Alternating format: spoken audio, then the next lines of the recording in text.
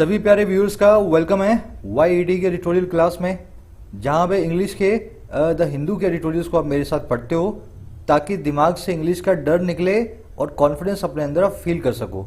आज सुबह का फर्स्ट एडिटोरियल हम लेने वाले हैं। A steam stimulus is the title of the editorial of today. फिर से इकोनॉमिक एडिटोरियल है। आपको हो सकता है फिर से बोरिंग लगे, है ना, पर इकोनॉमिक एडिटोरियल बोरिंग नहीं होते अगर आप इनको समझने लग जाओ। बस यही काम हम यहाँ करने वाले हैं। इकोनॉमिक टर्म्स आपसे मैं डिस्कस करूंगा, क्योंकि आज नहीं तो कल आपको ये सीखनी ही पड़ेंगी। बस स्टिमुलस क्या होता है ना, डिमांड क्यों चाहिए, तो ये सब चीज़ें अपने आज डिस्कस करेंगे। बस करना आपको ये है, पूरी वीडियो को एक सीटिंग में एक साथ देखना है। मैंने ग्रामर और वोकैबुलरी का तड़का भी इसमें लगा रखा है। शुरू करेंगे अपनी क्लास को। चलिए आइए कुछ नया सीखते हैं।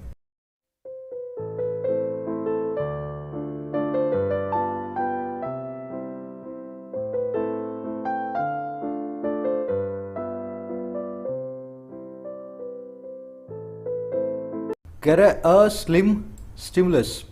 स्लिम होता है पतला, ये तो आप जानते ही हैं। अब स्लिम का मतलब ये भी होता है कि अगर आप वीक हैं, है ना, अगर आप स्किनी हैं। वीक और स्किनी भी स्लिम के सिनोनिम्स हैं।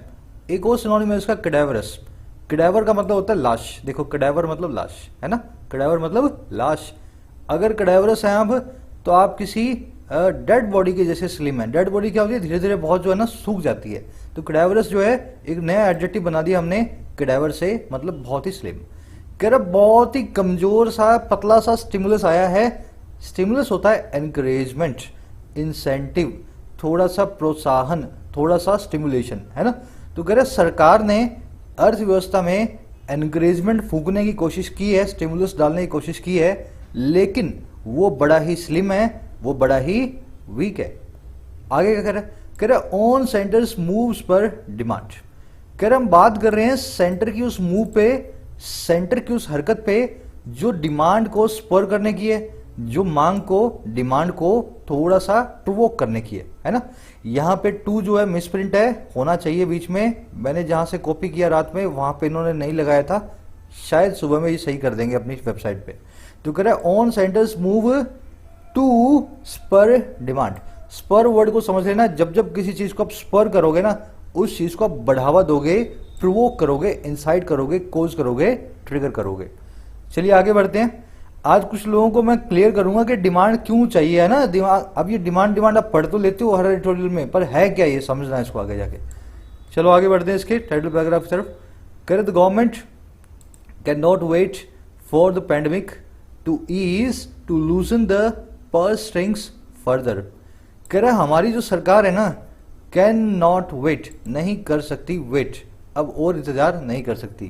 किस लिए भाई, फॉर लगा के बता रहा है, पैंडेमिक के ईज होने का, बीमारी के, महामारी के कम होने का। अच्छा किस चीज के लिए इंतजार करना है ना, लूज करने के लिए, ढीला करने के लिए अपने पर्स की, अपने वॉलेट की स्ट्रिंग्स को और आगे फर्दर। सरकार को अपना वॉलेट है ना खोलना पड़ेगा, थोड़ी सी डिमांड को पैदा करना पड़ेगा, पर सरकार वेट कर रही है पैंडेमिक थोड़ी सी और कम हो जाए, ताकि जब हम पर्स को खोलें तो उसका कुछ और ज्यादा फायदा मिले। ये कह रहा है कि अब और वेट मत करो, और पैंडेमिक के ईज होने का इंतजार मत करो, आज ही अपना पर्स खोल दो, क्योंकि जितना लेट खोलोगे उतना देर तक हमें जो है अर्थव्यवस्था को खराब दौर से गुजरना पड़ेगा। समझ गए सेंटेंस को। सब्जेक्ट है आपका गवर्नमेंट, वर्ब है आपकी कैन नॉट वेट। सब्जेक्ट्स को मैंने ग्रीन कलर दे दिया है, वर्ब्स को मैंने पिंक कलर दे दिया है। अगर ये ग्रीन और पिंक आप पकड़ लेते हो तो इस सेशन आपका फ्रूटफुल है। समझो, सब्जेक्ट वर्ब पकड़ने नहीं पकड़ने वाला आदमी हमेशा हर सेंटेंस के साथ स्ट्रगल करता है। अपनी स्ट्रगल को कट करो, सब्जेक्ट वर्ब को पकड़ना सीखो, ठीक है ना। लूजन एक वर्ब है। देखो लूज एक एडजेक्टिव होता है ना। लूज मतलब ढीला, लूज कैरेक्टर आपने सुना होगा। अच्छा लूज से हमने लूजन बना दिया, ठीक है ना। लूज मतलब ढीला, लूजन मतलब ढीला करना। टाइट मतलब, टाइट जानते हैं आप, टाइटन मतलब टाइट करना। डार्क मतलब काला, इसके आगे ईएन लगा दो तो मतलब डार्कन मतलब गहराना। लाइट मतलब जो है हल्का, लाइटन मतलब हल्का करना। डीप मतलब गहरा, डीपर मतलब डीप करना। हाइट मतलब जो है ऊंचा, और हाइटन मतलब किसी चीज को आप जो है ऊंचा करते हैं। इसकी सही स्पेलिंग होती है HIGHEI, है ना, EI। तो इसकी स्पेलिंग सही से ऐसे बनती है, तो हाइडन की स्पेलिंग को जरूर देख लेना। तो ये सारे वर्ड्स ऐसे एडजेक्टिव से वर्ब में बदल जाते हैं। आप थोड़ा इनको समझो, इन वर्ड्स को, है ना, देख करके आपको इजी लगेगा अगर सारे वर्ड्स को एक साथ समझोगे तो। चलो आगे बढ़े, आज का क्विज आपको दिखा दूं। ये आपका आज का क्विज, इसमें क्लोज टेस्ट भी आ गया, डबल फिलर्स भी आ गए, एरर्स भी आ गई, सब चीजों को अपने एक साथ ले लिया है। अब अगर आपसे सॉल्व नहीं हो रहा ना, तो इसको वीडियो के लास्ट में मैं आपको लाइव करवाऊंगा, और जो चीजें आप मेरे साथ वीडियो में सीखोगे उसी पे एक क्विज बेस्ड है। तो मेरे हिसाब से आपके 5/5 आने चाहिए अगर पूरी वीडियो ध्यान से आप देख रहे हो। अगर आपका बहुत ही हाथ तंग है अंग्रेजी में, रोज कमेंट्स में लोग लिखते हैं सर मुझे कैसे भी करके अंग्रेजी सिखा दो, बहुत ही हाथ तंग है, नहीं पढ़ पा रहे हो, तो जाकर के ग्रामर प्लेलिस्ट को फॉलो करो। क्या होगा, ज्यादा से ज्यादा 3 दिन बिगड़ेंगे ना, 27 वीडियोज हैं, 3 दिन में पूरी हो सकती हैं। Complete English grammar for all competitive exams, 80% grammar इनमें हो चुकी है। इस प्लेलिस्ट को पूरा करने के बाद जब आप ग्रामर पढ़ोगे, ये जब एडिटोरियल पढ़ोगे, आपकी 90% चीजें साफ साफ हो चुकी होंगी, है ना। बस बशर्ते आपने इसको पूरे फोकस के साथ इन वीडियोस को आपने देखा हो। तो चैनल के होम पेज पे है कंप्लीट इंग्लिश ग्रामर, इसको फॉलो करें। साथ ही नीचे प्रीमियम वीडियोस हैं, जो मेंबर्स हैं, आज एक वीडियो बैंकिंग के लिए अपलोड करने वाला हूं, मेंबर जरूर से फायदा उठाएं इन वीडियोस का, है ना। मेंबर बनना चाहते हैं तो ज्वाइन बटन पे जाकर के प्रेस करके एक वीडियो को देखें, वीडियो जैसे ही प्ले होगी उसमें सब कुछ समझाया हुआ है मेंबरशिप क्या होती है। चलिए आगे बढ़ते हैं। समरी ये है कि देखो डिमांड क्या होती है। अब इस अर्थव्यवस्था की प्रॉब्लम यह है कि सरकार के पास, पब्लिक के पास पैसा ही नहीं है। पैसा नहीं होने की वजह से बाजारों में कंपनियों ने माल तो बना रखा है पर उसको कोई खरीदने वाला नहीं है। अब माल अगर वो बिकेगा नहीं ना, तो अर्थव्यवस्था, इकोनॉमी और नीचे आएगी। अब इसका इलाज क्या करें, हमारे पास तो पैसा है नहीं, या हमारे पास है तो हम उसको खर्चना नहीं चाहते डर के मारे कि और लॉकडाउन कहीं ना लग जाए। तो सरकार को कुछ करना पड़ेगा। सरकार ये कर सकती है, हमें थोड़ा सा पैसा दे दे और हमें धक्का मारे जाके तुम खरीदो। उससे होगा क्या, जैसे ही हमें वो पैसा देगी हम कुछ खरीदेंगे, अर्थव्यवस्था ऊपर आएगी, सरकार को टैक्स मिलेंगे और सरकार का काम भी बन जाएगा, है ना। अर्थव्यवस्था भी ऊपर आ जाएगी, सरकार के पास पैसा भी वापस आ जाएगा। तो कह रहे यही आपको करना चाहिए सरकारों को। पर हमारी सरकार क्या कह रही है इंडिया की, अभी भी अपना पैसा खर्च करने से कतरा रही है ना। ये कह रहा है कि और वेट मत करो पैंडेमिक के कम होने का, ये कोरोना यही रहने वाला है, लंबा चलेगा। आपको तो जो खर्चा करना है आज कर डालो, जितना लंबा खींचोगे उतना लंबा पेन रहेगा इकोनॉमी के अंदर, समझ गए ना। तो इसलिए कह रहे हैं डिमांड को जनरेट करो, पैसा पब्लिक को दो, पब्लिक कुछ खर्च करे और हम जो है अर्थव्यवस्था को ऊपर लाए। चलो आगे बढ़ते हैं। पैसा पब्लिक को दिया जाता है इन फॉर्म्स ऑफ सब्सिडीज, है ना, इन फॉर्म्स ऑफ सब्सिडीज, पब्लिक के हाथ में पैसा दिया जाता है। चलिए इसकी टोन है आज की सजेस्टिंग, सरकार को सजेस्ट कर रहा है, एप्रीहेंसिव भी है, थोड़ा डर भी रहा है कि अगर सरकार ने नहीं किया तो क्या होगा, है ना। लिखना इसको कमेंट सेक्शन में डालना समरी को। चलिए शुरू कर रहे हैं। कह रहे finance minister Nirmala Sitharaman first set of measures on Monday to spur consumer demand and capital expenditure include an interestingly designed tweak to the LTC allowances of government employees। कह रहे जो हमारी फाइनेंस मिनिस्टर है ना निर्मला सीतारमन, इनका जो नया सेट आया है, फ्रेश एकदम सेट आया है, और किसका, मेजर्स का, कदमों का। तो इन्होंने नई सीरीज ऑफ, नई श्रृंखला जो कदमों की उठाई है, और कब उठाई है, मंडे को। अच्छा क्यों उठाई है, स्पर करने के लिए, इनसाइड प्रोवोक करने के लिए कंज्यूमर डिमांड को और कैपिटल एक्सपेंडिचर को, है ना, इन दोनों चीजों को और ज्यादा भड़काने के लिए। कह रहे ये जो सेट आया ना, ये सेट करता है इंक्लूड, ये सेट करता है अपने अंदर शामिल। अच्छा किसको शामिल करता है, एक बहुत ही इंटरेस्टिंग फॉर्म में डिजाइन किए हुए ट्वीक को, बदलाव को। अच्छा बदलाव किस में, एलटीसी अलाउंसेस में, लीव ट्रेवल कंसेशन अलाउंसेस में, गवर्नमेंट एम्प्लॉइज के, सरकारी कर्मचारियों के। तो इस बार निर्मला सीतारमन ने सरकारी कर्मचारियों के साथ खेल खेला है। हमारे को जो एलटीसी अलाउंस मिलता है ना, उसमें थोड़ा सा बदलाव कर दिया है, शायद उससे कंज्यूमर डिमांड मार्केट में और बढ़ेगी और कैपिटल एक्सपेंडिचर भी बढ़ेगा। समझे सेंटेंस को। तो फ्रेश सेट है आपका सब्जेक्ट, इंक्लूड है इसकी वर्ब। ऐसे अगर समझोगे तो ये सेंटेंस आपको बड़े इजीली समझ में आएगा, है ना। यहां पे सेट के लिए इंक्लूड्स आना चाहिए था, इसने क्या सोचा, fresh sets of measures, set of measures, है ना। तो इसने सेट को प्लूरल वर्ब दे दिए, एक्चुअल में सिंगुलर वर्ब देनी चाहिए। सेट को ना आप यहां पे कलेक्टिवली यूज कर रहे हो, कलेक्टिव नाउन में, तो यहां पे इंक्लूड्स होना चाहिए। ट्वीक का मतलब होता है थोड़ा सा चेंज, स्मॉल चेंज बोल दो, ऑल्टरेशन बोल दो, ट्विस्ट बोल दो, उसको बोलते हैं ट्वीक। बढ़े आगे। ये एलटीसी अलाउंस क्या होता है, हर साल या साल 2 साल बाद सरकारी कर्मचारियों को देश भर में कहीं भी घूम करके आने के लिए आने और जाने का किराया मिलता है, बाय ट्रेन और बाया जो है फ्लाइट। आपकी जो है एंटाइटलमेंट के हिसाब से। बड़ा अधिकारी है तो उसको फ्लाइट से, छोटा अधिकारी है तो ट्रेन से। तो उस किराए की जगह इस बार क्या दे रहे हैं कि आप उस किराए का 5 गुना, 4 गुना, 3 गुना खर्च कर दो, है ना। आप उसका 3, 4, 5 गुना खर्च कर दो बाजार में, हम उस किराए को आपको दे देंगे। इस बार घूमने तो कहीं जा नहीं सकते कोरोना की वजह से, तो इससे क्या होगा, 5 गुना आप खर्च करोगे, 20,000 रुपये लेने के लिए 1 लाख रुपया खर्च करोगे, तो मार्केट में थोड़ी सी डिमांड आएगी। तो ऐसा इन्होंने नया गेम खेला है गवर्नमेंट एम्प्लॉयज के साथ। अच्छा है वैसे तो, चलो आगे देखते हैं। कह रहा her reckoning is that these would lend us 73,000 crore demand spurt to prop up the ailing economy in the second half of this year। कह रहा उनकी रेकनिंग है, उनकी सोच है, रेकनिंग मतलब सोच है ना, विश्वास, उनका जो बिलीफ है, यकीन है, इस वो ये है, दैट वो ये की, कह रहे ये जो है ना सेट, ये जो मेजर्स हैं, ये लैंड करेंगे, ये देंगे इतने करोड़ को, इतने करोड़ की डिमांड को। अच्छा क्यों देंगे, स्पर्ट करने के लिए, डिमांड के स्पर्ट को देंगे, है ना, डिमांड के थोड़े से एक्सप्लोजन को देंगे। स्पर्ट का मतलब होता है छोटा सा एक्सप्लोजन, है ना।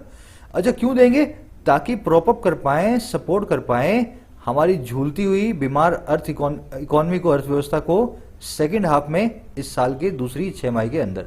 तो ऐसा सीतारमन जी का विश्वास है कि ये गवर्नमेंट कर्मचारियों के साथ जो हम कर रहे हैं ना, इससे 73,000 करोड़ का डिमांड स्पर्ट पैदा होगा और हमारी बीमार इकोनॉमी को थोड़ा प्रॉप अप मिलेगा, सहारा मिलेगा।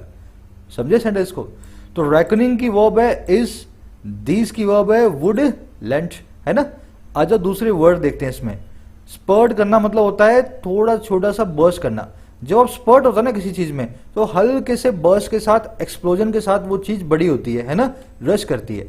डिमांड स्पर्ट का मतलब क्या है, रातों रात डिमांड में थोड़ा सा इजाफा, छोटा सा इजाफा है ये 73,000 करोड़ का, पर होगा कैसे, रातों रात होगा, दिवाली से पहले होगा। प्रॉप अप करना, किसी गिरती हुई चीज के पीछे अगर आप सारा लगा देना तो वो काम कहलाता है प्रॉप अप करना, समझ गए ना। तो प्रॉप अप करना मतलब सपोर्ट करना, बोल्स्टर करना, बटरेस करना या शोर अप करना। चारों का मतलब यही होता है, डूबती हुई, गिरती हुई चीज को नीचे सहारा देकर के बचाना, है ना, प्रॉप अप करना। एलिंग मतलब बीमार। इस पे ग्रामर कॉन्सेप्ट है अपना आज का। वो कॉन्सेप्ट ये है कि पहले आप सोल्व करो इन चारों सेंटेंस को। इल, सिक और एलिंग, इन तीनों में से इस क्लोज टेस्ट से क्वेश्चन में आप क्या लगाएंगे। 4 क्वेश्चंस हैं, चारों में ब्लैंक में आप क्या डालेंगे। सब लोग कोशिश करेंगे, जो लोग कोशिश नहीं करेंगे वो लोग कभी नहीं सीख पाएंगे, मेरा आपसे वादा है। चलो, इल, सिक और एलिंग तीनों वर्ड्स एक जैसे हैं। इल का मतलब भी बीमार, सिक का मतलब भी बीमार, एलिंग का मतलब बीमार। अब मैं आपको थोड़ा सा सरप्राइज देता हूं। इल का मतलब बीमार नहीं होता। आपको जो आज तक बताया गया है वो अधूरी बात बताई गई है, मतलब अधूरा आपने पढ़ा है। इल का मतलब बीमार होता है अगर इल को एज एन एडजेक्टिव उस नाउन के बाद लगाया जाए जिसको आप बीमार करना चाह रहे हैं। अच्छा, अगर नाउन से पहले लगा दें तो इल का मतलब होता है बैड, बीमार नहीं बल्कि खराब। अगर नाउन के बाद में इल आ जाए तो वो नाउन हो जाता है बीमार, अगर नाउन से पहले इल आ जाए तो वो नाउन हो जाता है बदमाश। समझे ना। अब इसको इल की पोजीशन को आपको बहुत मैच करना पड़ेगा, कहां आप इसको रख रहे हो। सिक का मतलब होता है unveil for a short term. आप आज सुबह सुबह बीमार फील कर रहे हो अपने आप को, आपने जो है लीव एप्लीकेशन लिखी अपने कॉलेज में, अपने ऑफिस में, तो आप लिखेंगे आई एम सिक टुडे, है ना, मैं आज बीमार हूं, कल आ जाऊंगा सही हो गया, आज बीमार हूं। एलिंग का मतलब होता है यू आर क्रॉनिकली अनवेल, है ना, she is ailing from that disease, किसी भी डिजीज से बहुत लंबे समय से बीमार है। समझ गए ना। एलिंग और सिक में क्या फर्क होता है, शॉर्ट और लॉन्ग टर्म का। और इल का मतलब होता है बीमार लेकिन बाद में लगाया जाए उस नाउन के। अब आ जाओ इन सेंटेंस को देखते हैं। द इल, सिक और एलिंग मैन डाइट। अब आप बोलो सर इल मैन डाइट सही हो जाएगा क्या, गलत होगा। मैन से पहले इल लग गया तो मतलब हो गया बदमाश आदमी मर चुका है। द इल मैन डाइट, समझे ना। इल मतलब बदमाश, जो खराब आदमी जो है वो डाई हो गया, ऐसा नहीं है। यहां पे आएगा सिक या एलिंग। अब देखो सिक और एलिंग में से कैसे चूज करोगे। अगर वो किसी बीमारी से लंबे वक्त से बीमार था तो एलिंग था, अगर वो सिक था आजकल में तो उसकी ऐसे डेथ हुई है तो वो सिक बीमार, सिक मैन हो गया, है ना। अगला देखो, द मैन वॉज एलिंग सिक और इल। इस केस में इल अगर आएगा तो मैन के बाद में आ रहा है। मैन को अगर आपको बीमार करना है और इल को बाद में लगाना है तो बिल्कुल ठीक है, यहां पे इल, सिक और एलिंग तीनों ही आ सकते हैं। इल का मतलब बीमार इन जनरल सेंस, सिक का मतलब है शॉर्ट टर्म के लिए, एलिंग का मतलब है लॉन्ग टर्म के लिए। तीनों ही सही हैं अपने अपने हिसाब से। He is a man of ill sick या इलिंग फेम। वो एक आदमी है बहुत ही खराब फेम वाला, उसका बहुत बदनाम आदमी है वो, है ना, बहुत ही खराब फेम वाला आदमी है। इस केस के अंदर इल को हम अगर फेम से पहले रख दें तो हम बैड वाली फीलिंग इल से दे देंगे, क्योंकि इल अगर पहले आता है तो वो बैड का काम करता है। तो मैं क्या बोलूंगा, he is a man of ill fame, वो एक खराब फेम वाला आदमी है। समझ गए ना सेंटेंस को, यहां पे सिर्फ इल आएगा। लास्ट देखो, diseases are the price of ill sick या इलिंग प्लेजर्स। जो बीमारियां हैं वो कीमत होती हैं खराब प्लेजर्स की। आपको पीने की आदत है, बहुत खराब प्लेजर है आपका पीने से, है ना, ड्रिंक करने से, उससे आप बीमार हो गए, तो ये बीमारी उसका प्राइस ही है, उसकी कीमत ही है जो आप प्लेजर ले रहे हैं आज सिगरेट पी करके या अल्कोहल को कंज्यूम करके। तो यहां पे मुझे प्लेजर से पहले सिक या एलिंग का कोई काम नहीं है। अगर मैं इल को रख दूं तो ये मेरा सेंटेंस सही हो जाएगा, है ना। तो diseases are the price of ill pleasures. समझ गए ना। आपने इल को और भी जगह देखा होगा, ill will. Ill will, ill will क्या होती है, किसी के लिए बुरी भावना। इल मतलब खराब, विल मतलब भावना। तो इस तरीके से इल नाम के वर्ड को बिल्कुल भी कंफ्यूज ना हो, नाउन से पहले आकर के बदमाश या खराब की ये मीनिंग देता है। आई थिंक समझ गए होंगे। ग्रामर कॉन्सेप्ट अपना आज का ये अपने क्विज के अंदर कवर हो जाएगा। पहले दो क्वेश्चन इसी पे बेस्ड हैं। कह रहे this could rise beyond ₹1 lakh crore if private sector employees offered similar LTC incentives. कह रहा है ये जो 73,000 करोड़ है ना, दिस कुड राइज, ये और राइज हो सकता है, ये 1,73,000 करोड़ भी हो सकता है। और कैसे होगा, बियॉन्ड 1 लाख करोड़, 1 लाख करोड़ से ज्यादा हो सकता है ना। अच्छा कैसे होगा, अगर प्राइवेट सेक्टर एम्प्लॉइज को दिया जाए, एम्प्लॉयर भी दे दें ऐसे ही एलटीसी इंसेंटिव्स को, ऐसे ही एलटीसी इंसेंटिव्स सरकार की तरह प्राइवेट सेक्टर भी देना शुरू कर दे। अब इस सेंटेंस में देखने वाली दो चीजें हैं। पहली चीज क्या है मेरे भाई, यहां पे ये पास्ट टेंस नहीं है, प्राइवेट सेक्टर एम्प्लॉइज ऑफर्ड। समझो क्यों नहीं है। अगर आपने अभी अभी कंडीशनल्स की वीडियो देखी है तो सेकंड कंडीशनल आपने मेरे साथ पढ़ा था। ये दूसरा सेंटेंस देखो, if I had money I would feed all the hungry kids. इसका मतलब क्या होगा, अगर मेरे पास पैसे हों तो मैं सारे भूखे बच्चों को खाना खिला दूं। ये फ्यूचर की बात करता है ना कि पास्ट की। इसको बोलते हैं सेकंड कंडीशनल, और फ्यूचर होगा जो अनरियलिस्टिक है। मैं इतने पैसे मांगने की बात कर रहा हूं, लेने की सोच रहा हूं जो मेरे पास कभी नहीं होने वाले, दुनिया के सब भूखे बच्चों को खाना खिलाने के। अनरियलिस्टिक फ्यूचर की बात करता है। तो यहां पे वर्ब की सेकंड फॉर्म यूज होती है पास्ट सब्जेक्टिव मूड में, पर मतलब क्या होता है, फ्यूचर में कुछ हो रहा है। If I had money I would feed all the hungry kids. मेरे पास अगर पैसे हों सब भूखों को मैं खाना खिला दूं। उसी तरह से if I were a lion I would eat you live. अगर मैं एक शेर हूं तो तुम्हें अभी कच्चा खा जाऊं। समझ गए ना। तो यहां भी वर्ब की सेकंड फॉर्म है वर, और बाद में आप इसी तरीके से वुड प्लस में वर्ब की फर्स्ट फॉर्म लगाते हैं। तो इफ प्लस V2 और रिजल्ट में would plus V1 is called second conditional. देखो कंडीशनल की वीडियो में ये हम कर चुके हैं। मैं आपका ध्यान क्या खींच रहा हूं, यहां पे कंडीशनल इसने गलत किया हुआ है। कैसे गलत किया हुआ है, प्राइवेट सेक्टर एम्प्लॉयर्स ऑफर्ड, यहां तो इफ के साथ ठीक है ना, अगर वो ऑफर कर दें, है ना, प्राइवेट सेक्टर एम्प्लॉयर्स ऑफर्ड। पर यहां क्या किया है, दिस कुड राइज।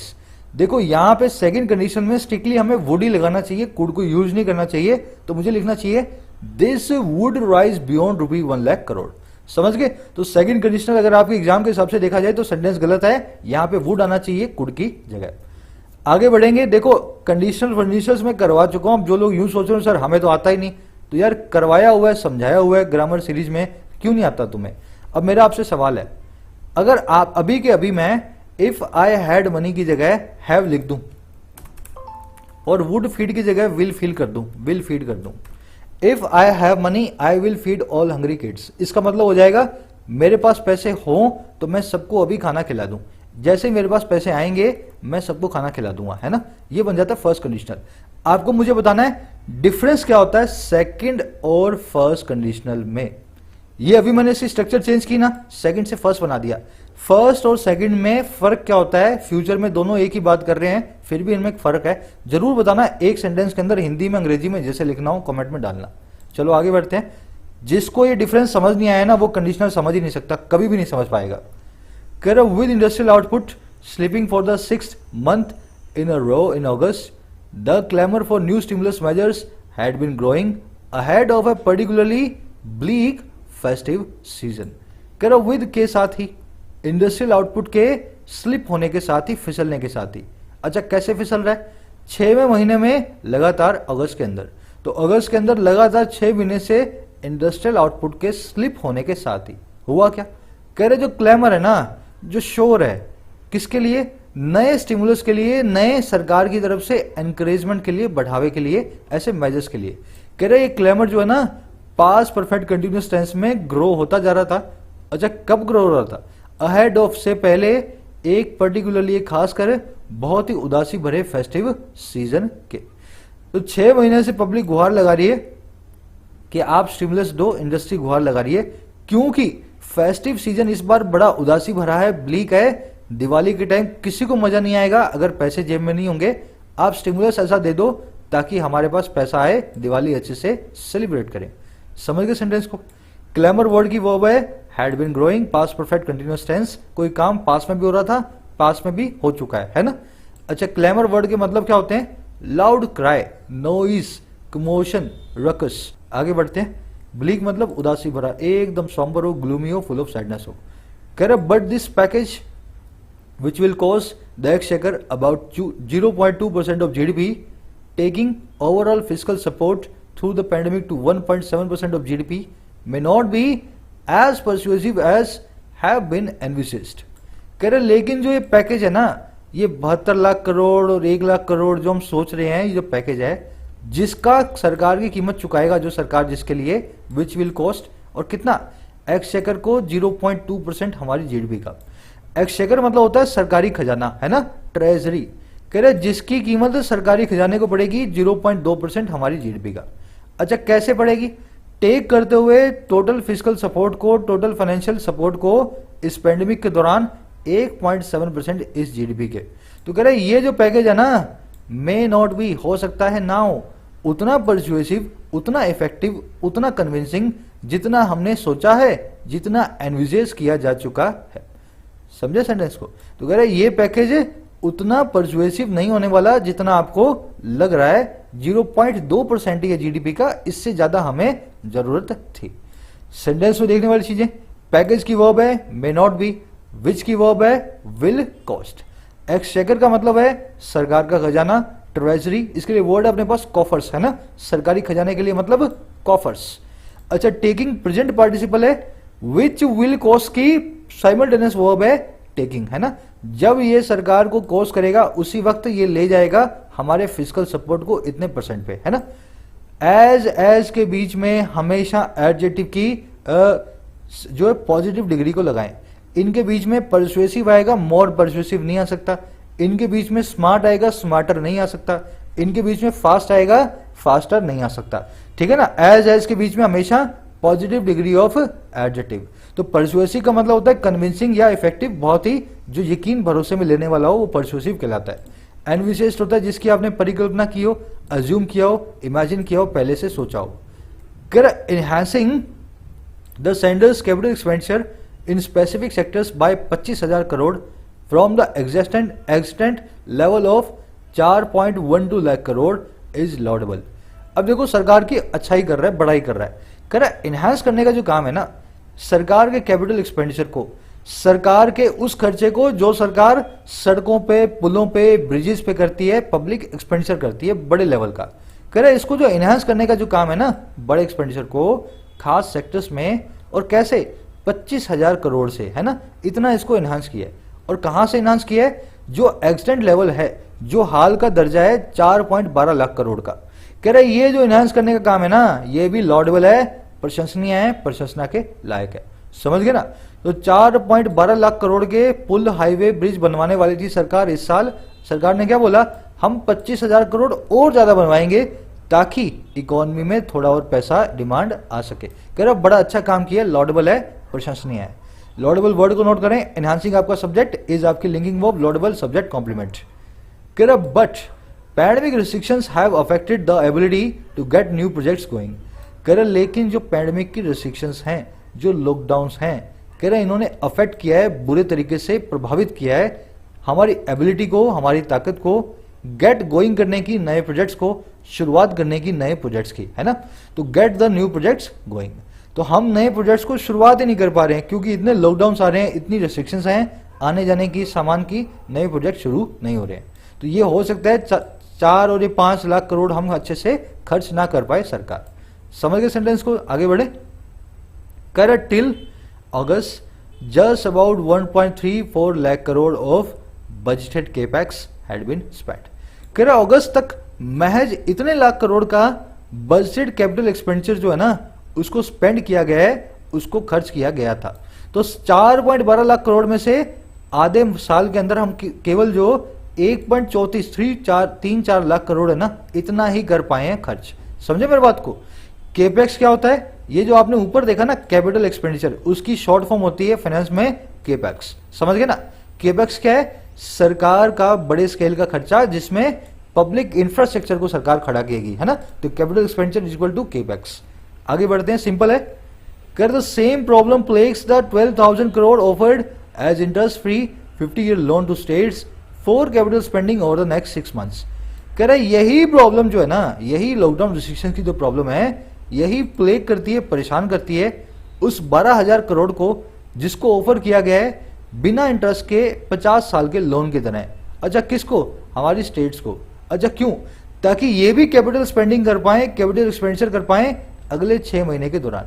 तो सरकार ने खुद तो करना ही है 4 लाख करोड़ का, 12,000 करोड़ स्टेट को भी ऑफर कर दिया कि तुम भी करो, 50 साल के लिए दे रही हूं बिना इंटरेस्ट के, 50 साल बाद हमें दे देना, और ताकि तुम भी अगले 6 महीने में अपने अपने स्टेट में ब्रिजेस, हाईवे, रोड बनाओ। तो पूरी कोशिश कर रही है सरकार कैसे भी करके जितना पैसा हो सके इकोनॉमी में डाले, जॉब्स पैदा हो, डिमांड थोड़ी सी पैदा हो दिवाली से पहले। प्लेग का मतलब होता है बीमारी, नाउन फॉर्म में। वर्ब फॉर्म में होता है किसी के लिए बीमारी खड़ी कर देना, एनॉय करना, परेशान करना, डिस्टर्ब करना, एग्रेवेट करना, किसी को चिढ़ाना, है ना, उसको कहते हैं प्लेग करना। आगे बढ़े। एक ही वर्ड बहुत काम कर सकता है इंग्लिश में, इस चीज को समझें। एक वर्ड की पार्ट ऑफ स्पीच मल्टीपल हो सकती है ना।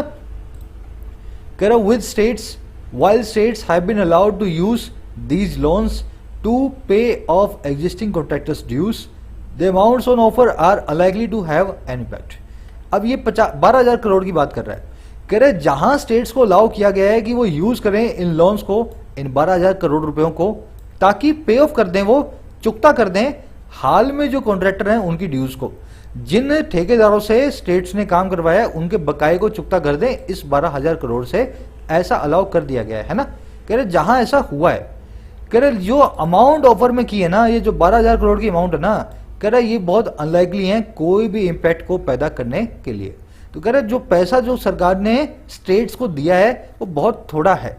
भले ही स्टेट उनसे आज अपना कॉन्ट्रैक्टर्स का ड्यूज चुका देंगी, बट ज्यादा कुछ फर्क पड़ने वाला इनसे है नहीं। समझ गए सेंटेंस को। अब ये सेमी कोलन लगा के कुछ और भी कहना चाह रहे हैं तो उसको भी पढ़ लेते हैं। कह रहे ₹2,000 crore has been set aside for states that managed to complete 3 or 4 reforms mandated in the earlier Atmanirbhar Abhiyan package in order to get additional borrowing leeway।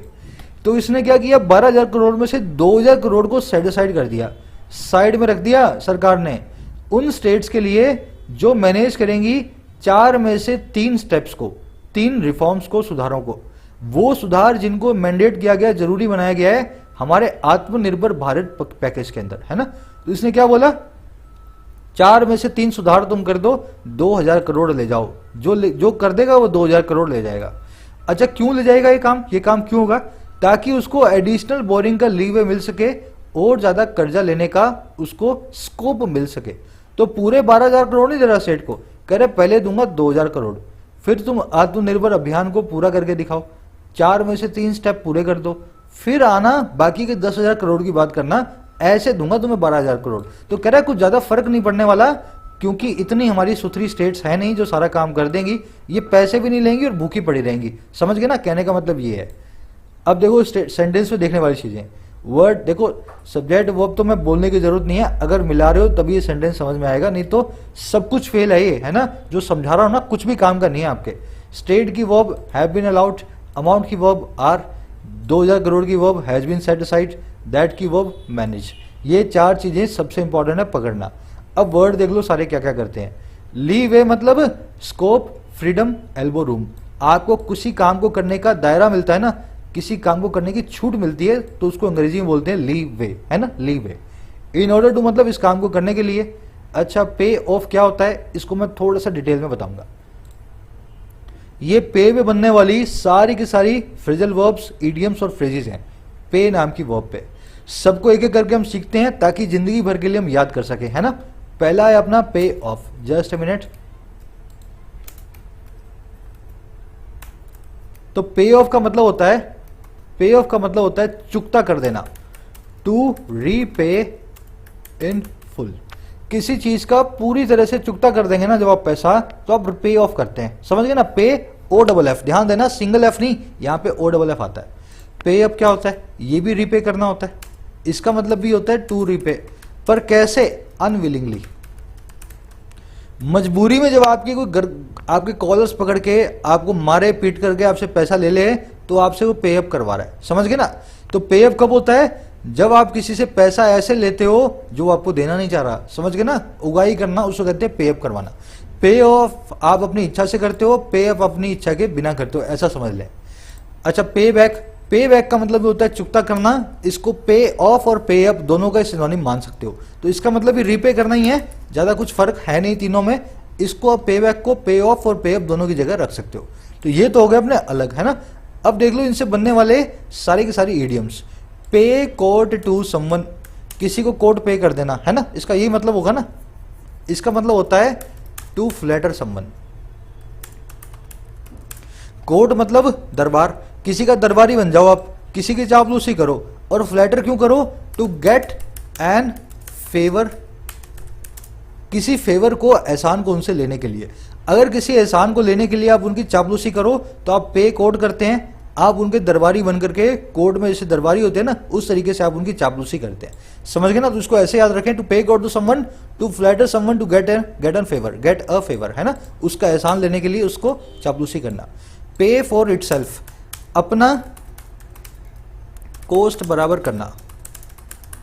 अगर आपने एक गाड़ी ली उसको एज ए टैक्सी चलाने के लिए, 5 साल बाद आपको पता लगा आज इस गाड़ी की कॉस्ट मुझसे वसूल हो गई है, मतलब मैंने 5 लाख की गाड़ी ली थी, 5 लाख मैंने कमा लिए हैं, तो आप उस वक्त बोलोगे this car has paid for itself. इस कार ने अपने आप को पे कर दिया है, जो खर्चा इस कार का इसको लेने में हुआ था ना, उतना इसने मुझे कमा करके दे दिया है। तो समझ गए ना, पे फॉर इटसेल्फ मतलब अपना खुद का पे कर देना, अपनी कॉस्ट बराबर करना। My business is struggling to pay for itself, मेरे बिजनेस में आज भी उतना मैं नहीं कमा पाया हूं जितना मैंने उसमें पैसा लगाया है। अगला देखो, पे इट्स वे, इसका मतलब है अपने मेंटेनेंस को पूरा करने के लिए, पूरा करने के लायक कमाना। अब देखो आपने वही गाड़ी ली जिसका पेट्रोल का खर्चा भी नहीं निकलता। आपकी गाड़ी कैसी है, 1000 रुपए का पेट्रोल आप उसमें डलवाते हो और शाम को आपकी 800 रुपए का किराया आपको वसूल होता है, क्योंकि मार्केट में आपको भाड़े देने वाले नहीं मिल रहे, आप इधर उधर घूमते रहते हो। तो आप क्या बोलोगे, माई टैक्सी इज स्ट्रगलिंग टू पे इट्स वे, मेरी टैक्सी को जो मेंटेनेंस के लिए पैसा चाहिए होता है ना, वो भी नहीं कमा पा रही है वो, उसके लिए भी मुझे रोज अपनी जेब से उसमें पैसा डालना पड़ता है, समझ गए ना। तो पे इट्स वे मतलब अपनी मेंटेनेंस के लायक भी पैसा ना कमाना। पे योर रिस्पेक्ट, इसका मतलब होता है टू ऑनर समवन, किसी को अच्छी विशेष देना या किसी की इज्जत करना। पे थ्रू द नोज, इसका मतलब होता है to pay an a very huge price to buy something, buy something. आप कुछ बाजार से लेने गए, 100 रुपए का सोचा था पर 550 रुपए का लेकर के आए, पता नहीं कैसे आपका दिमाग खराब हो गया। घर आके आप बोलोगे I have paid through the nose for this article, इस चीज के लिए मैं बहुत सारा बड़ा प्राइस चुका करके आया हूं। तो ये भी एक इडियम है। लास्ट में है in the pay of someone, इसका मतलब होता है किसी की नौकरी में होना, किसी की पगार में या पे में काम करना, में काम करना। I am in the pay of the central government, मैं सेंट्रल गवर्नमेंट की पे में काम करता हूं, सेंट्रल गवर्नमेंट की सैलरी के ऊपर वर्क करता हूं। लास्ट देखो, who page the Piper calls the tunes, इसका मतलब है जो पैसा देगा वही उसी की चलेगी। देखो पाइपर होते हैं बैंड वाले, जो कि किसी के मरने पे, अंग्रेजों के यहाँ पाइपर्स बुलाए जाते हैं, किसी के मरने पे वो पाइप जैसा एक है ना इंस्ट्रूमेंट बजाते हैं। अगर आप पाइपर्स को बुला रहे हो तो उनको पे करोगे, है ना, और आप ही उनको बताओगे कौन सी धुन वो बजाएंगे, समझ गए ना। अगर आप पाइपर्स को पैसा दे रहे हो तो आप जो बोलोगे वही वाली धुन वो बजाएंगे। जनरली फ्यूनरल्स पे या बरियल पे ऐसे ही पाइपर्स को बुलाया जाता है। तो इससे हम क्या क्या निकलने को मिला भाई, जिसका पैसा वही बताएगा कैसे उस पैसे को यूज किया जाए। अगर आपको मैं पैसा दूं और मैं आपको बोलूं भाई इस पैसे को ऐसा करना है, तो आप बोलोगे who page the Piper calls the tune, भाई तुम्हारा पैसा है, जो बोलो मैं वैसा ही कर देता हूं। समझ गए ना? तो इस तरीके से सारी की सारी इडियम्स और फ्रेजेस पे बनती हैं। अब इसके पहले कुछ नहीं, इसके बाद कुछ नहीं, सबका सब हो गया। इसी तरह से बढ़े आगे, चलिए आगे बढ़ते हैं। कह रहे only some states may qualify for this, कह रहा महज कुछ ही स्टेट्स जो हैं क्वालिफाई कर सकती हैं इस काम के लिए। जो सरकार दे रही है ना, थोड़ी ही स्टेट है जो इस तरह का पैसा जो है 2000 करोड़ जो है ले सकती हैं सरकार से।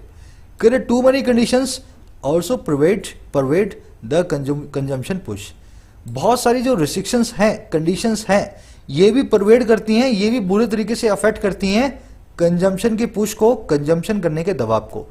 आप कंजम्पशन करवाने के लिए बहुत जोर लगा रहे हो, बहुत सारा आप जो है पब्लिक को दे रहे हो, सरकार को कह रहा है, लेकिन कंडीशन इतनी रख दी है आपने कि पब्लिक को समझ नहीं आ रहा है कि वो खर्चा करें या ना करें। आपकी कंडीशन ही नहीं समझ पा रही। परवेड वर्ड को समझें। अगर आप ऐसा बोल रहे हैं कोई चीज आपको परवेड कर गई है, तो वो चीज आपको बैडली अफेक्ट कर रही है, आपके अंदर फैल चुकी है। कह रहा linking LTC perks of government staff who have not availed them yet due to restricted travel during the pandemic to spending on non travel items is an innovative nudge. कह रहे जो लिंक करने का काम है हमारे एलटीसी के perks को, लाभ को, और किसके, हम गवर्नमेंट स्टाफ के, वो वाला स्टाफ जिन्होंने अभी तक फायदा नहीं उठाया है इन पर्क्स का, देम है ना, अभी तक इन फायदों का। कह रहे येट अभी तक, अच्छा क्यों नहीं उठाया है? अभी तक जो रेस्ट्रिक्टेड ट्रेवल है, ट्रेवल जो रुकी हुई है ड्यूरिंग द पैंडेमिक, इस महामारी के दौरान। कह रहा है इसको लिंक करने का जो काम है ना, इसको जोड़ने का जो काम है। अच्छा किससे जोड़ने का काम? टू लगा के बता रहे हैं, स्पेंडिंग से, खर्चे से, नॉन ट्रेवल आइटम्स पे, ऐसी आइटम्स पे जिसमें आप ट्रेवल किए बिना ही खर्चा कर सकते हो। कह रहे जो लिंक करने का काम है ना, इज वो है एक इनोवेटिव नच, एक अपने आप में बहुत ही क्रिएटिव सा पुश, है ना। ऐसी ड्राइव है, ऐसी स्लाइड फोर्स है जो हमने आज तक नहीं देखी। एक बहुत ही नए अंदाज के अंदर सरकार ने इस काम को किया है। समझ गए सेंटेंस को? लिंकिंग का वर्ब है इज, हु की वर्ब है हैव नॉट अवेल्ड। अवेल का मतलब है फायदा उठाना, नज का मतलब है पुश करना, ड्राइव करना। इसमें हुआ क्या है, इस साल सरकार कह रही है कि आप एलटीसी में मत जाओ क्योंकि कोरोना है, आप तो जाओगे भी नहीं। तो 20,000 रुपये, 50,000 रुपये जो किराया हमसे लेते हो ना फ्लाइट का, आप उसका 4-5 गुना, 3 गुना खर्च कर दो बाजार में, फिर हमसे वो आकर के ले जाओ। तो अब अगर मुझे 50,000 रुपये की टिकट लेनी है तो 2.5 लाख रुपए का खर्चा करके पहले सरकार को रिसीट दिखानी पड़ेगी, फिर उसमें से 50,000 रुपये जो है 4-6 महीने बाद सरकार हमें दे देगी। तो ये इस तरह का इसने काम किया, कह रहा बड़ा ही इनोवेटिव काम है ये। अब आगे बता रहा है इसमें कमी क्या है।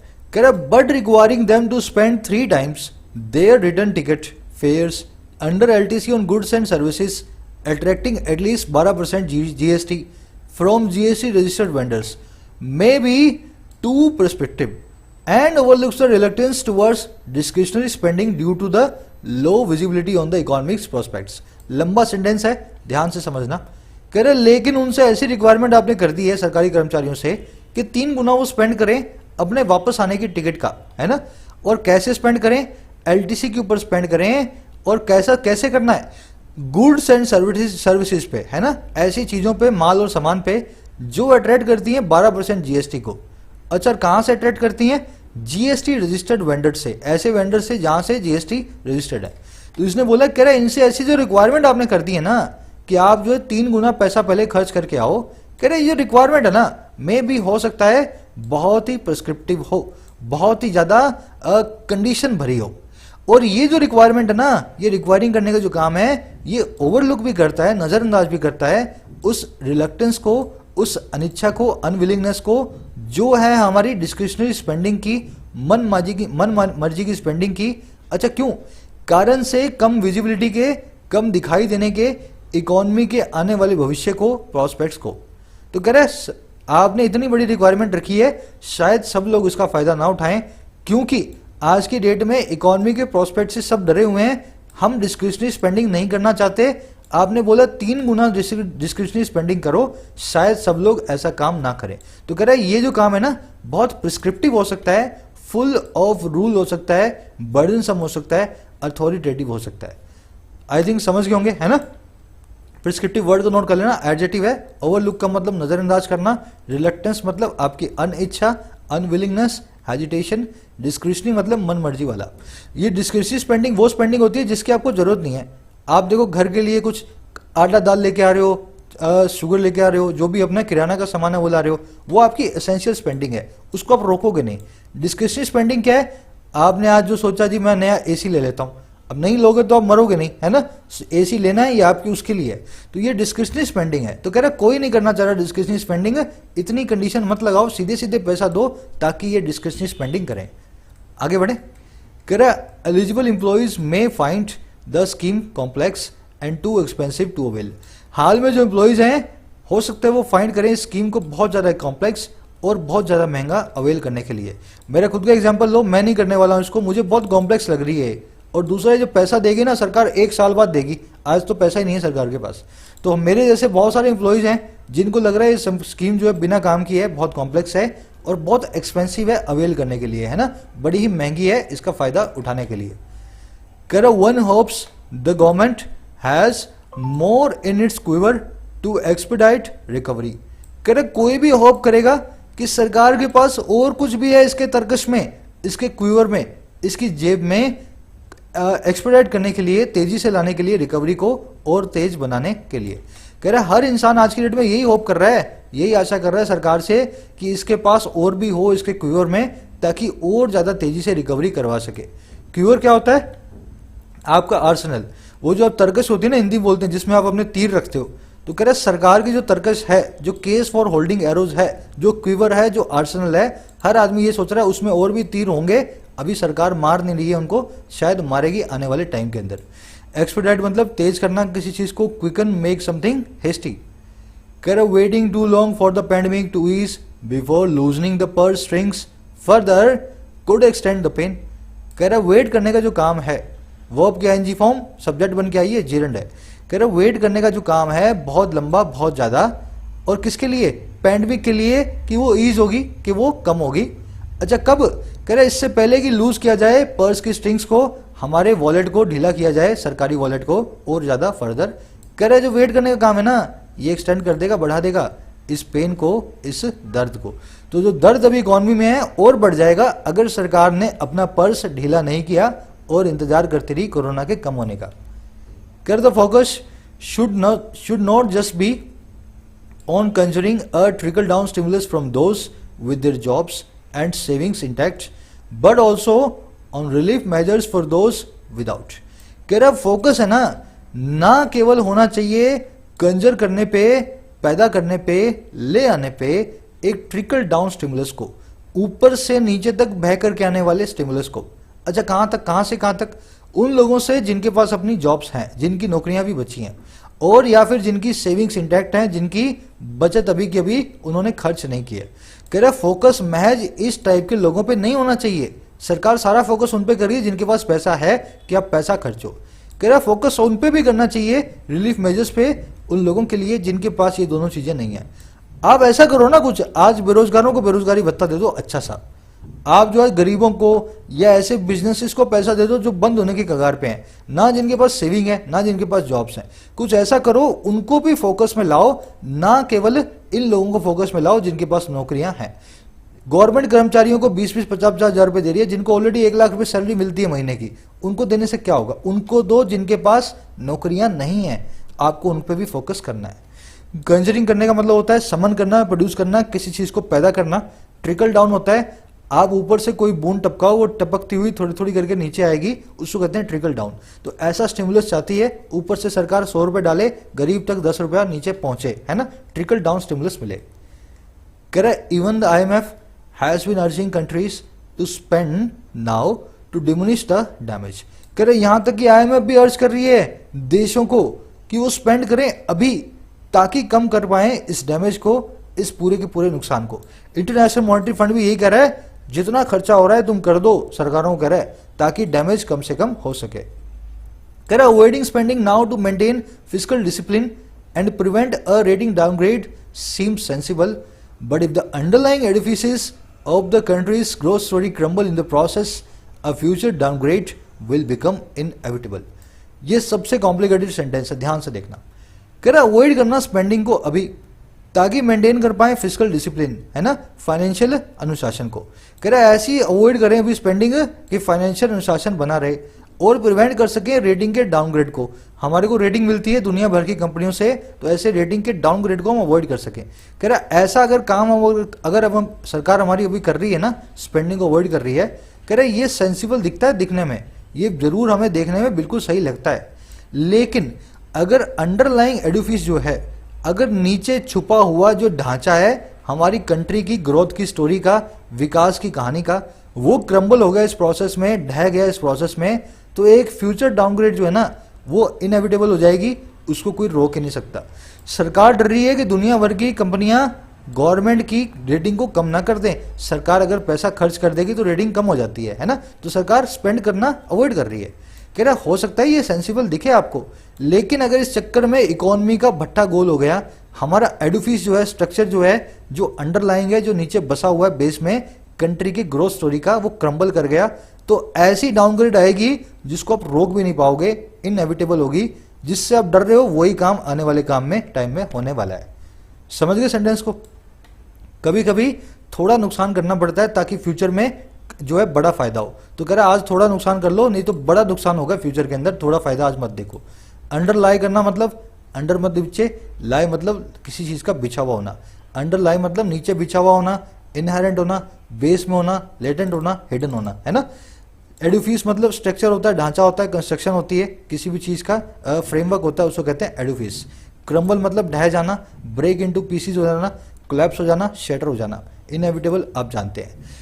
आई थिंक थोड़ा आपको क्लियर हुआ होगा इकोनॉमिक टर्म्स क्या होती हैं, है ना। मैं आपको कोशिश करता हूँ इकोनॉमी की दुनिया में ले जाने की, ताकि आपको चीजें समझ में आए। आ जाओ अपने क्विज पे, उससे पहले वीडियो को एक शेयर दे दें ताकि जो आपने सीखा वो बड़ी ऑडियंस तक पहुंच सके, है ना। आपके लाइक्स और शेयर्स है ना, वो यूट्यूब को अपने आप जो है ना इस चीज़ पे मजबूर कर देते हैं कि इन वीडियोस को बड़ी ऑडियंस तक पहुंचाए। तो लाइक और शेयर आप जरूर दिया करें। आज का क्विज है, फटाफट देखें। लास्ट से शुरू करता हूं मैं, चलो। ईदर पे ऑफ माई डेट और you will pay through your eyes. या तो मेरा पैसा दे दो या तुम बहुत बड़ी कीमत चुकाओगे उस लॉ सूट की जो मैं फाइल करने वाला हूं तुम्हारे खिलाफ। या तो पैसा दे दो या कोर्ट में लाऊंगा, इतना बड़ा केस तुम पे डालूंगा कि तुम्हें बहुत पैसा उसको चुकाना पड़ेगा उस केस को लड़ने के लिए। ये कहना चाह रहा हूं। गलतियां क्या है? पे ओ डबल एफ, पे ओ डबल एफ, तो ये होना चाहिए पहली गलती तो ये है ना। पे ऑफ होता है सिंगल ऑफ नहीं डबल एफ। या तो पूरा पैसा दे दो, मेरा डेट दे दो, है ना। पे ऑफ माई मनी या डेट, डेट की जगह यहां पे मनी कर देना ना। और you will pay through your nose, eyes नहीं, पे थ्रू योर नोज जो है ना वो करेक्ट इडियम है, आइज करेक्ट वाली इडियम नहीं है। तो ये एरर थी, इसमें दो एरर्स थी। अगला देखो, but this package which will cause the exchequer about 0.2% of GDP, taking overall physical support through pandemic to 1.7% of GDP, may not be as stronger as may have been envisaged. गलती क्या हुई? As के बीच में adjective की comparative नहीं, कौन सी degree आएगी? Positive degree आएगी। तो स्ट्रॉन्गर का ये निकाल दो, एज स्ट्रॉन्ग एज, ऐसा बीच में आना चाहिए था। तो ये आपकी एरर थी चौथे में। तीसरा देखो, if he dash our leader everything dash fantastic in the city. अगर हमारा नेता वो बन जाए तो सिटी में हर चीज फैंटास्टिक हो जाएगी, अगर वो हमारा लीडर बन जाए। तो ही वॉज लगाऊं या वर लगाऊं? ध्यान रखना, हमेशा हमेशा सेकंड कंडीशनल के अंदर पास्ट सब्जेक्टिव मूड में वर ही लगता है, कभी भी वॉज नहीं आता। समझ गए ना।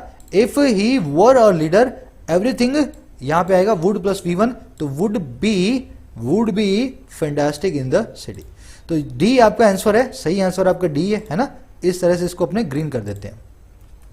चलो अब देख लो फर्स्ट और सेकंड, ये समझ गए ना। ये सेकंड कंडीशनल है, if he were a leader everything would be fantastic in the city.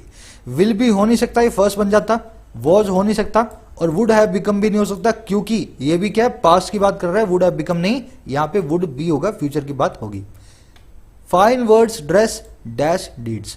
अच्छे शब्द ड्रेस कर देते हैं, छुपा देते हैं खराब कर्मों को, है ना। फाइन वर्ड्स ड्रेस, गलत बात हो जाएगी यार, है ना। मैं यू लिखता हूं डोंट ड्रेस। अच्छे शब्द नहीं छुपा पाते हैं खराब डीड्स को। तो यहां पे खराब के लिए मुझे एलिंग और सिक को यूज नहीं करना है, इनका मतलब होता है बीमार। इल को मैं लगाऊंगा डीड से पहले, इसका मतलब हो जाएगा खराब, क्योंकि इल अगर नाउन से पहले आता है तो बैड वाला मीनिंग देता है। अगला देखो, fruits are easy to digest when you are ill, sick और ailing. Fruits easy to digest होते हैं जब आप बीमार होते हैं। इस केस में यू आर के बाद में अगर इल आएगा तो इसका मतलब होगा बीमार, सिक का मतलब होगा शॉर्ट टर्म के लिए, इलिंग का मतलब होगा लॉन्ग टर्म के लिए। कहने का मतलब क्या, इसके अंदर आप तीनों ही डाल सकते हो, तीनों ही सही हैं अपने अपने हिसाब से। आपको देखना है सेंटेंस क्या कहना चाह रहा है। अगर कोई ऐसी बीमारी है लंबे समय से चल रही है तो इलिंग, सिक और इल तो आ ही सकता है दोनों की जगह ही। इल का मतलब तो दोनों का ही, दोनों वाला मीनिंग इल देता है। तो इसमें तीनों सही हैं, इसमें इल सही है, इसमें डी आपका आंसर है, और इसमें ये लाल वाली एरर्स हैं। मुलाकात लूंगा कल की वीडियो में, तब तक के लिए साइनिंग आउट।